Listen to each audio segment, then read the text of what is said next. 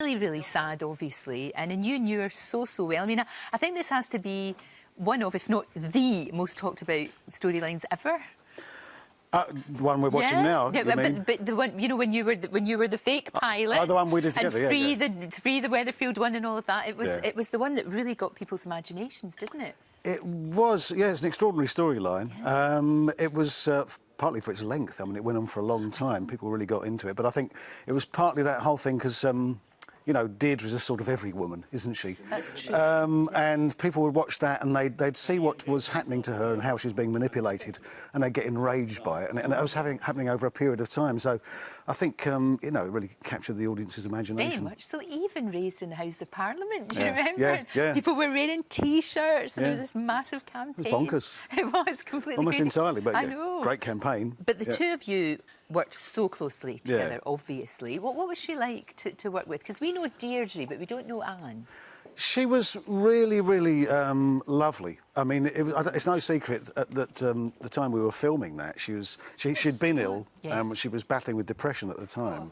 But you would never really know it. Certainly wouldn't know it on screen. I mean, I was aware of it, that she was low sometimes, but it never stopped her doing what she was doing. She was a complete professional all the time, and that's what she brought to it. You'd learn a lot from watching her and the way she conducted herself. I kind of almost get the feeling that she didn't really know how good she was. Yes, I know what you mean. And maybe that was partly what came across on screen, because she had that kind of like, tough on the outside but vulnerable persona.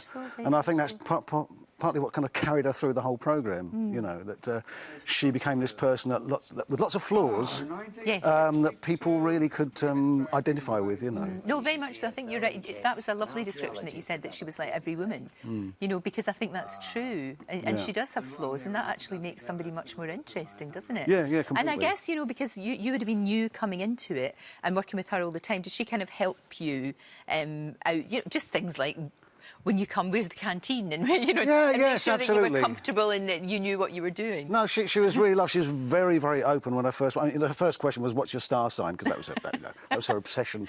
Right. But she was very, very welcoming, you know. After a while, we kind of settled down into this kind of pattern that was a bit like a marriage in a way. Yeah. You know what, soaps, they go on for a long time, and there's moments when you know, there's not a lot happening in your storyline, but you're still there. Of course. So we seem to be having a succession of sort of English breakfasts, you know. It was like, it was quite odd, but we settled into this weird routine. Very much so. Yeah.